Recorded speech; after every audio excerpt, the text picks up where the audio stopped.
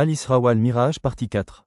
Puis ils arrivèrent au lotus de la limite, Sidratul Muntaha, ou l'arbre de la fin, un arbre merveilleusement beau et extrêmement géant. Un chevalier parcourant à son ombre une distance pendant 70 ans ne parviendrait pas à arriver à l'autre bout de celle-ci. À cet instant du voyage, le prophète Muhammad, paix et bénédiction sur lui, vit Djibril sous sa vraie forme angélique. Il a 600 ailes, chacune d'elles remplit l'espace jusqu'à l'horizon, des perles et du saphir, rubis, s'en éparpillent. À ce stade de l'ascension, le prophète Muhammad fut élevé à un niveau supérieur, auquel aucun ange ni prophète n'eut ni aura l'honneur d'y accéder.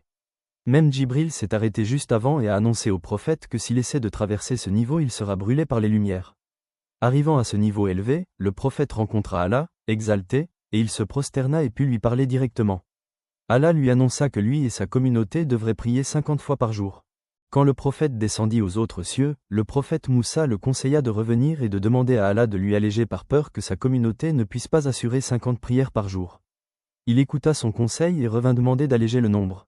Allah allégea, puis le prophète redescendit et Moussa lui recommanda de demander à Dieu d'alléger encore, et ainsi de suite. Jusqu'à ce qu'Allah lui annonça qu'elles sont 5 prières avec la récompense de 50. Après la fin de ce merveilleux voyage, le prophète revint à son lit, il le trouva encore chaud comme il l'a laissé, comme s'il ne s'est absenté que quelques instants ou qu'il était hors du temps qui est le nôtre. Dès le lendemain, retrouvez la suite dans la partie 5.